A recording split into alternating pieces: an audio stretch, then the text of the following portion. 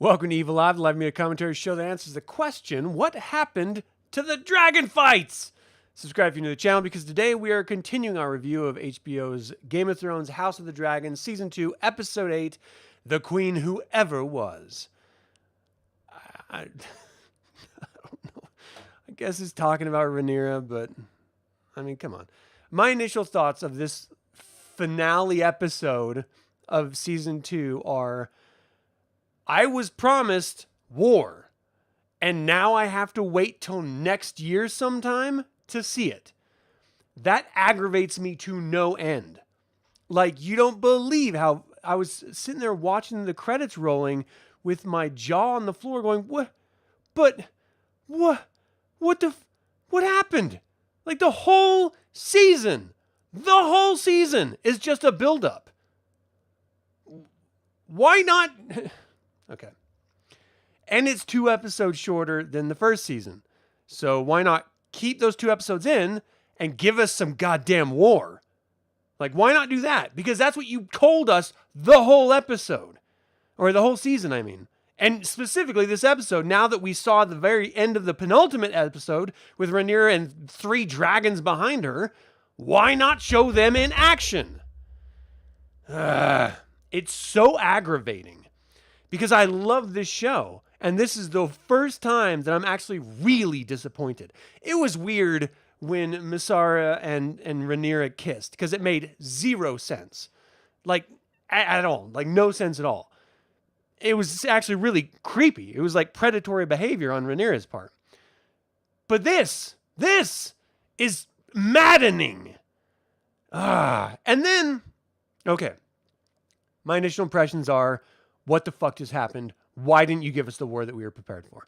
So this is directed by Geeta Vasant Patel. It was written by Sarah Hess, and it was aired yesterday, August 4, 2024.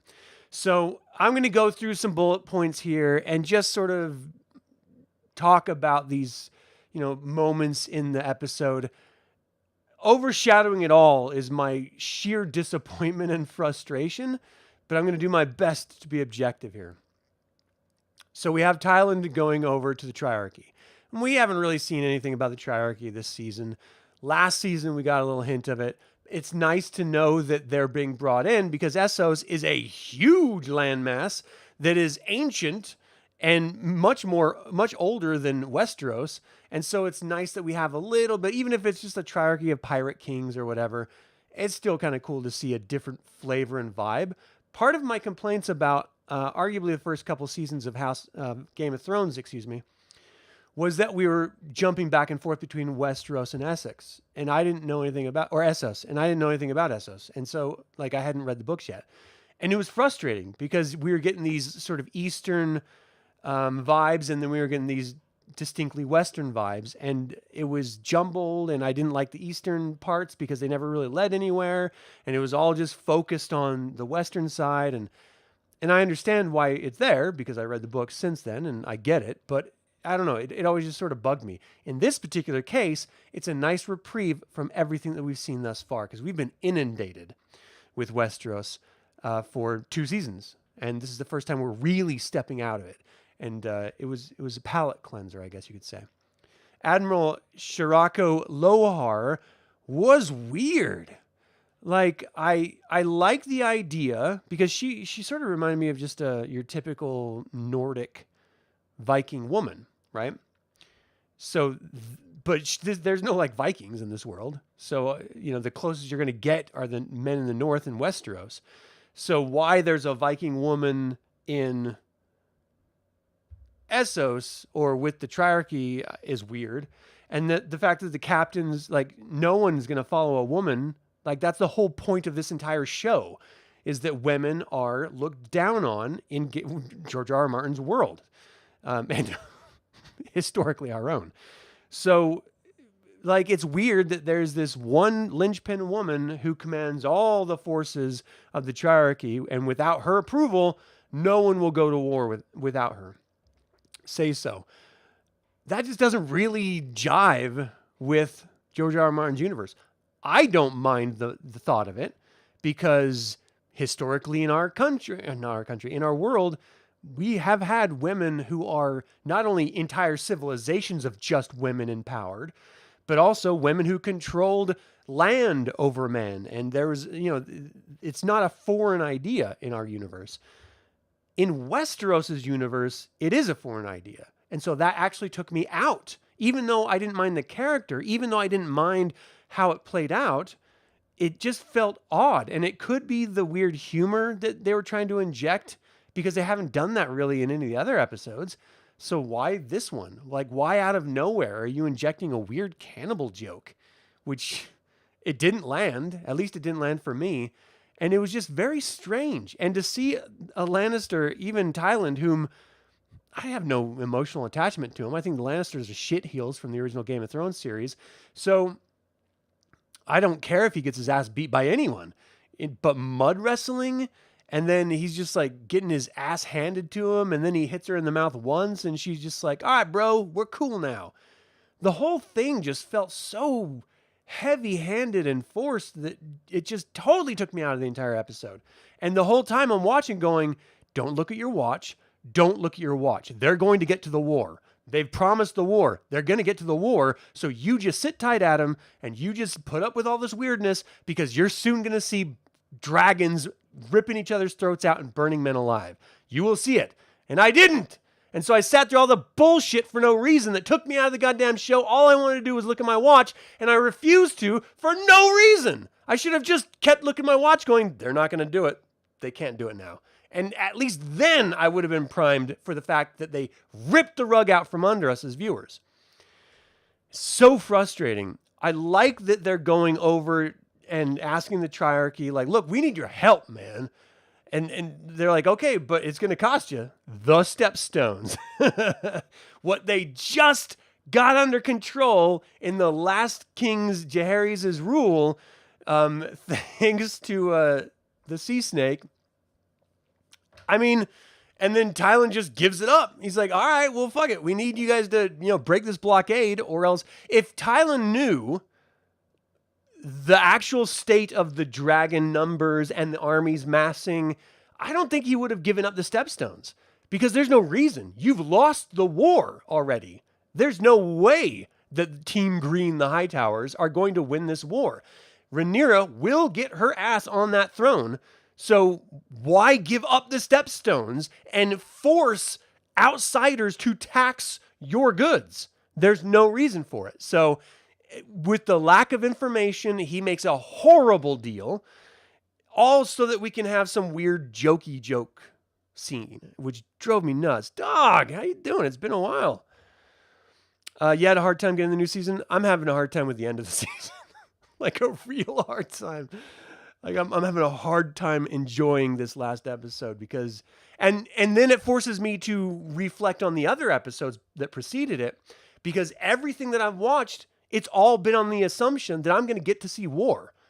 Like it's all been a build up to war, and now I don't get to see any of it. So all of my previous reviews for this series, for this season, has been like, oh, well, they're doing this because it's going to lead to the war that we're going to see at the end of the series. It's going to be great. The penultimate episode is going to be like a massive war thing. And then the final episode, we're going to have like all dragons and men screaming and blood flying. And no, we didn't get any of that. Nothing. Just rehash of a bunch of scenes that already happened. And it's so maddening, because they could have given it to us. It's not like there's an end to the war immediately. You could have a whole series, like they're telling us the third season is going to be, of just the war. But fuck, man. All right. So Tyland made a horrible deal, and then we had this weird thing where Admiral Sharako Lohar is just like, hey, I want you to father my wives, my wife's kids. I want you to, drop some seed. And he's like, how many wives do you have? What? That's your question? That's your question. Not why. Not why the fuck would I? Why the hell should I? I'm not here for pleasantries. I don't even like it here. I don't even want to be here. You beat the shit out of me in a mud pit. Why would I ever give you my seed? Like, there should have been like just shock and awe in his reaction. And instead he was just like, all right, well, how many girls you got? I'm going to need a refractory period. Bring me some water, between. Let's get the electrolytes back up. So stupid. Like, none of that sequence landed with me.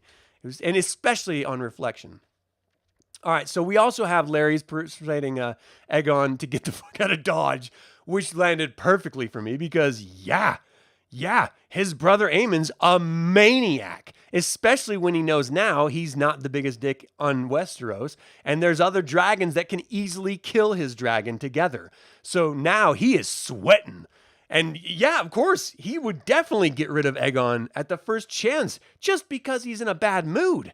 Because that's the kind of character he is. He's just like a petulant child in a sandbox refusing to allow anyone else to play with his toys and breaking everyone else's toys that tries to play with him. It's really frustrating.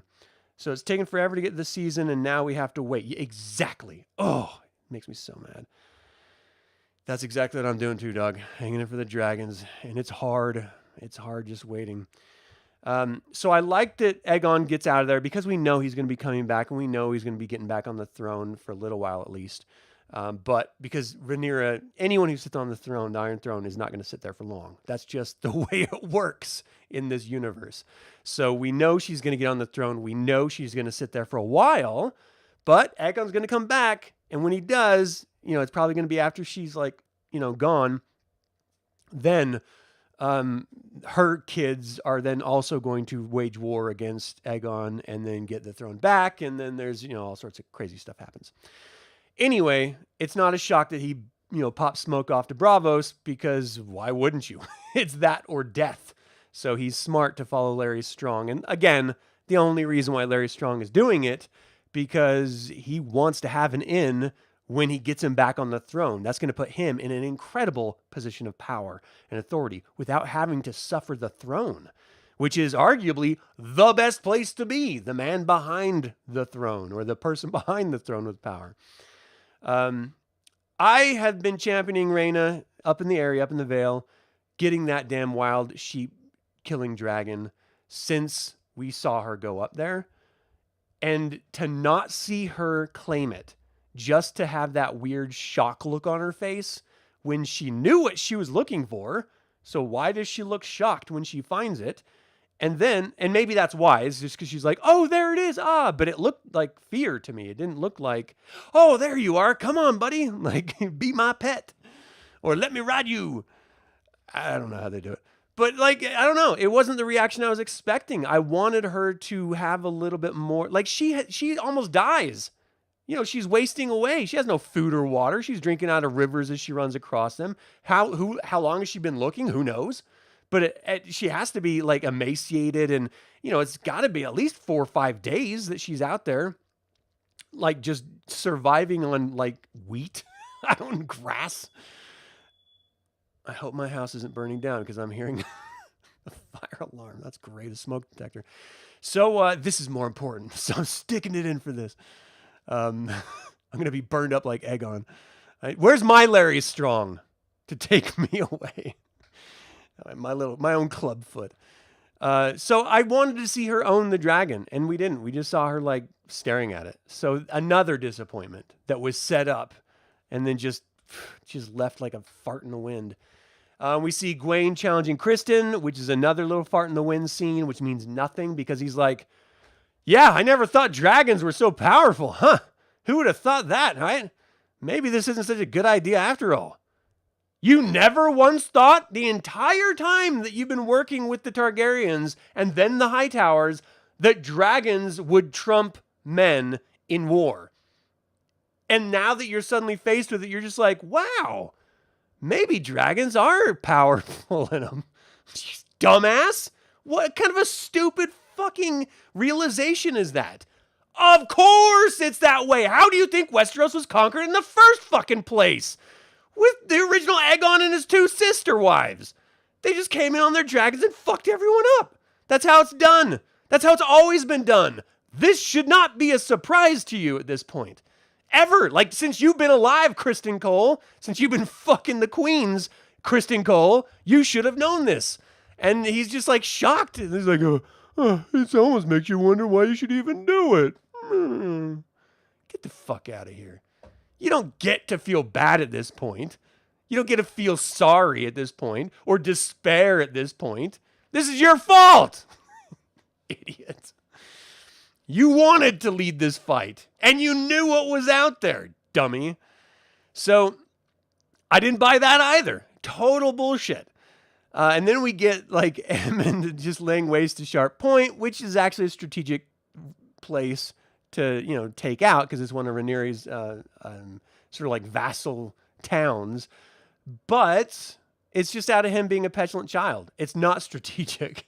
Even though the act is strategic, it wasn't done for strategic reasons. It was done because he was taking his balloons and going home, realizing that he was going to get killed if he faced the other dragons out of fear, which, I don't know, I kind of like it because it sets up Aemond exactly like they've been portraying him. He's the only person that has not taken any dramatic turns.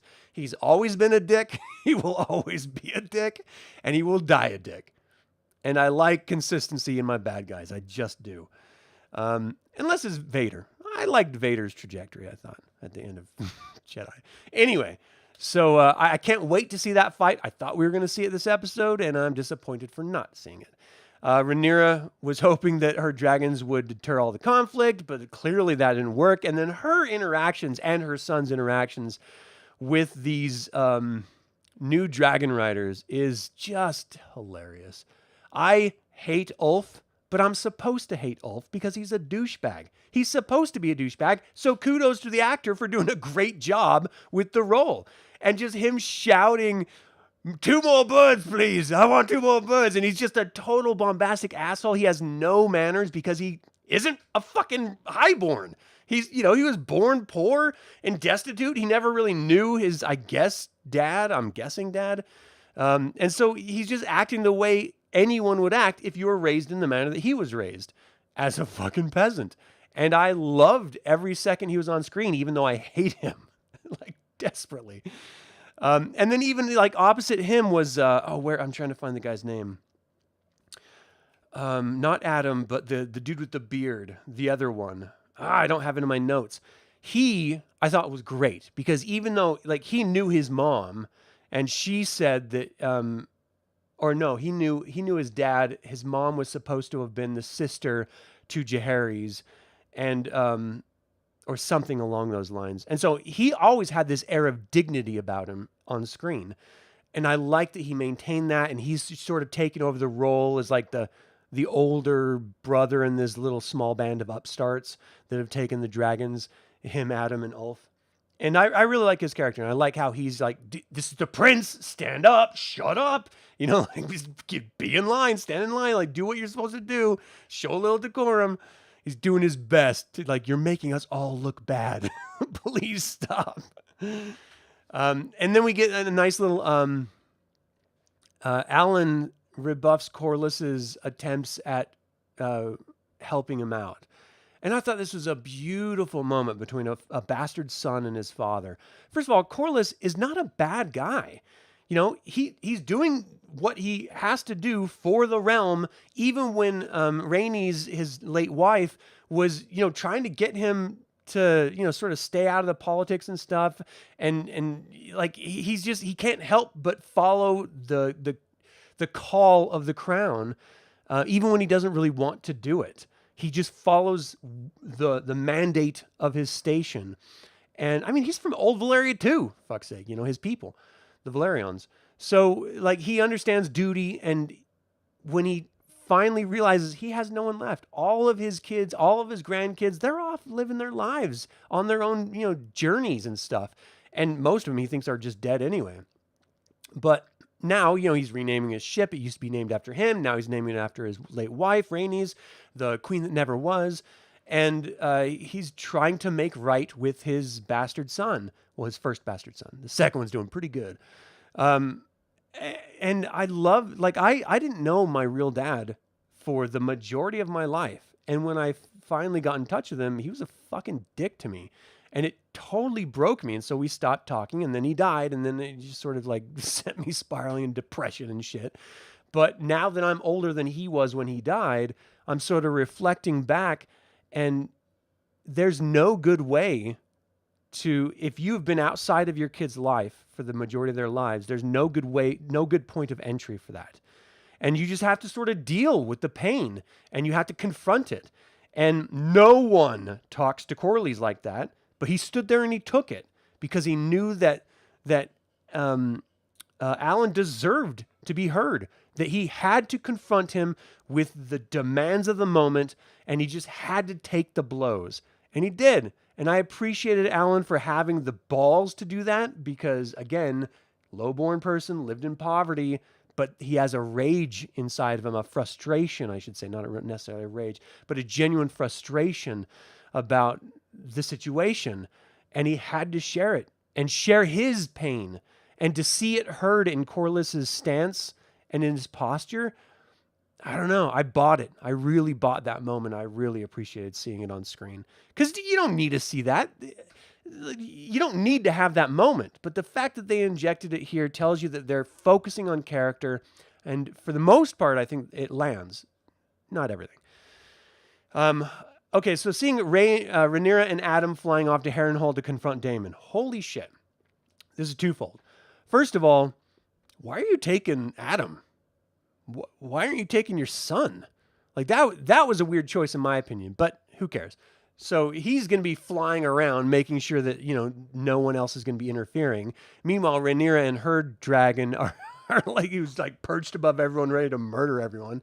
She goes and confronts this massive army that he has amassed, and at the behest of Simon Strong, who basically called her saying like, look, shit's going down. You need to get here and take command of this army. So she's going there thinking that Daemon's going to rebuke her and say, no, I'm king, step the fuck back.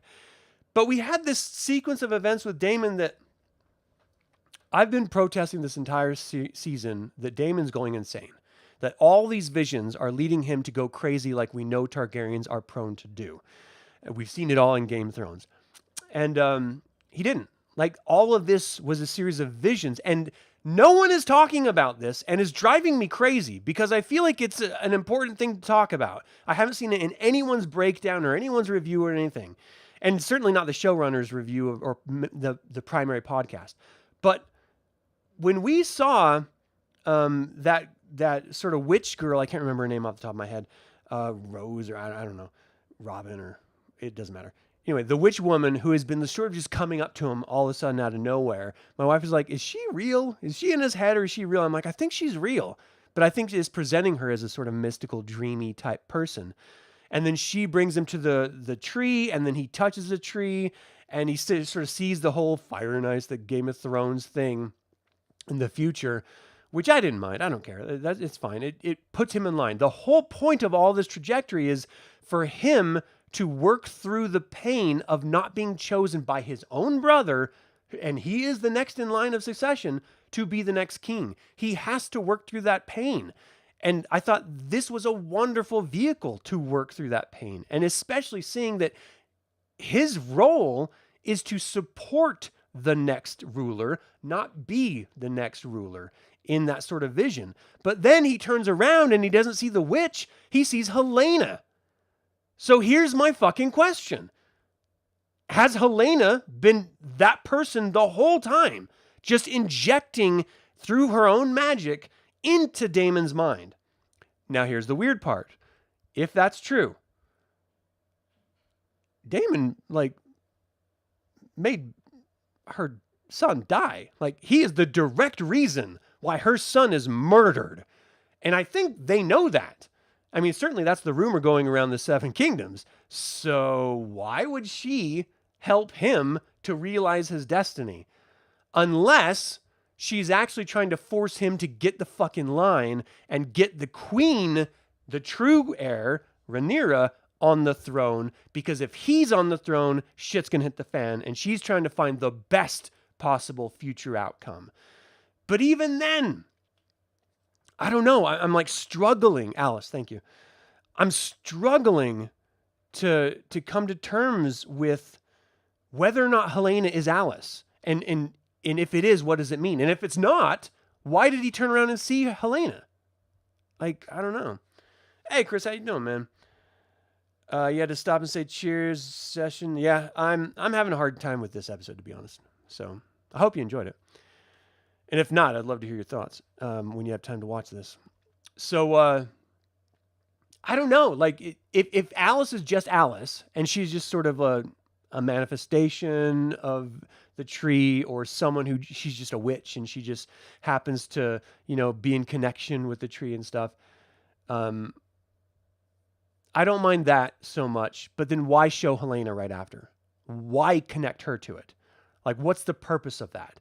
And so I really, really think that it was Helena the whole time, and that she's the mystical being that is connected to everything, who is now in her adulthood been able to master her visions and been able to take control and ownership of them. And I love seeing a woman come into her power and just dominate her own destiny. That, I think, is the greatest fucking thing. As long as it's showcased in a narrative way that is earned, because you see that with the hero's journey in every male story. So why not do the same thing with women? Helena has come into this as a weak young girl who doesn't understand the things that she sees, and so she says these sort of one-line phrases that doesn't make sense to anyone in the room, but we as the viewers watch it unfold, so we know that she's prophetic. Now, it very much seems like she is in control of this power, and so she is a force to be reckoned with. Now, the downside is this is not in the books at all, so this is all made up whole cloth, so who knows where it's going to go, or if it's going to go anywhere. But I love seeing it. It reminds me of like the Dune prophecy stuff with the Bene Gesserits. And I love witches in general. Anyone who knows me. So I love seeing that type of stuff. Thank you, Chris. I really appreciate it. So that was a little weird for me. But okay, so let's go back to Daemon and Rhaenyra, because he's coming out of this like knowing his place in the world, in history, and knowing that he's going to die on the battlefield and being okay with it, coming to terms with it, because it's going to project his wife, his niece/wife, onto the throne where she belongs. And that's the most important thing to, as the takeaway. So we saw his whole arc go from selfishness to self-awareness and acceptance of his role in history. And I loved seeing that. I would have liked to see him just kind of go crazy, but I don't mind, because I like growth in people. So we see him bend the knee and then give this little like Braveheart speech, which is weird and fell flat because they're not like marching off to war. At the very end, when we saw the Lannisters and the Starks, and I think it was the Hightowers too, we saw a bunch of other people marching through the Riverlands, but Daemon just walked out and saw the camp in front of him. He's just like, gives a rousing speech, and then everyone's like going to bed. Like, what? Just, I don't know, timing and pacing just didn't really work for me at the end of this episode. All right, where else are we on here? Oh, yeah. So Aemon tries to force Helena to take Dreamfire out into battle, and Alicent just loses her shit on Aemon. And I love the power of mom. Like, say what you want, those 3 letters have power over their kids, unless you're like a horrible human being. Like, the word mom is equivalent to God for nearly everyone that was raised properly, I should say.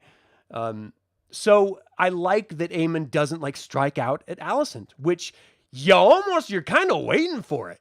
She's like grabbing him and ripping his arm off of Helena's arm, and she's just dressing him down to his face. If it was anyone else, he would probably run them through with his Valyrian steel, but it's mom. And so he just takes it, and he's just like, all right, fine, we'll all die then. And he storms out of the room. He's like, yeah, that's exactly what would happen. Like, of course. I was so afraid he was going to kill her, but I'm stoked he didn't. What I don't buy for a second is Alicent now going to Rhaenyra and like, so, this whole war that I started, and that when you tried to stop it, I told you to fuck off. Can I take backsies? Can I do like a rewind? Because I kind of don't want to do this anymore, and I just want to leave. You're like, what? Have you lost your goddamn mind? First of all, you've already lost children. You've had massive losses in human lives, in your supposedly late best friend's children's lives, by your own children. You don't just get to wipe your hands and walk away from this. You started it.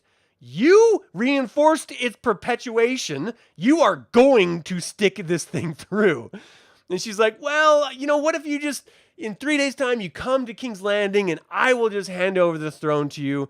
And Rhaenyra's like, oh, hell no. No. Yeah, I'll take the throne one way or another. That's happening. But I want your fucking kid's head. And she's like, okay. Like, what? First of all, the argument for taking Aegon's head by Rhaenyra is, you took my son, I want a son for a son. Record scratch. That's already happened. Helena's son was killed by your husband, Rhaenyra. Like, they've already lost an eye for an eye. That's the whole point of that scene. That was the eye for the eye. Like, there's a whole story arc about it during this same season. So what are you talking about, needing an eye for an eye? That happened already. That ship has sailed. I don't care, because Alicent's a shitheel for even trying to get out of this whole goddamn monstrosity. Like, look, I appreciate that she doesn't want war anymore, because any human being should not want war. We are mortal creatures who have a brief moment on this planet. At best of times, as long, who knows if a volcano is going to erupt, or an earthquake is going to swallow us, or a tornado is going to throw us around the earth, or like an asteroid is going to crush into us, an animal is going to fucking eat us. There are so many ways that we can naturally die prematurely. To think that we should go around killing each other is an insane proposition to me. Like, it doesn't make any sense. So I get no one wants war. But you started it! You started it, bitch! You have to reap what you sow. There have to be consequences here. So I just thought the whole scene made no sense at all. Like, why didn't she just leave? Just abandon the throne so that, like, you don't have to make a deal for your son's head, which he's not even there anyway, so it can't be followed through. But the point being, if you want to leave Alicent, take your children and fucking pop smoke. Everyone's off at war. No one's watching your back. Just take your kids and go. No one will know. The throne will be empty so that when Rhaenyra walks in with her dragons, she can just sit her ass down. No problem. And that's it. You can even leave a note if you want. Have a nice time. I put a new cushion on the throne. Signed Alicent XOXO. That's it. And then just leave. And there would be the same result, except that you wouldn't be a shitheel to history and to every viewer ever. Like, I already didn't like Alicent. And that, if you watch any of these reviews, you'll know that for sure. But fuck you, Alicent, for trying to renege the whole war? No. I think not. So stupid. And then we get a brief glimpse of Otto Hightower at the very end, like in a cage. I was like, did Aegon? Like, when he dismissed him, he was pissed. He was like, you're no longer my hand. Get the fuck out. But I didn't take him to be someone to, like, put him in prison secretly. And that's the vibe I got, is that he was, well, first of all, it looked like he was like wooden cages or something, like wooden bars. So he's probably being transported somewhere. I heard people suggest that maybe it's the Greyjoys, which would be weird because they haven't been in this whole goddamn episode. I mean, the whole series, their name has been mentioned, but we haven't seen them do anything. It doesn't make sense that he would be taken to, like, the Stepstones.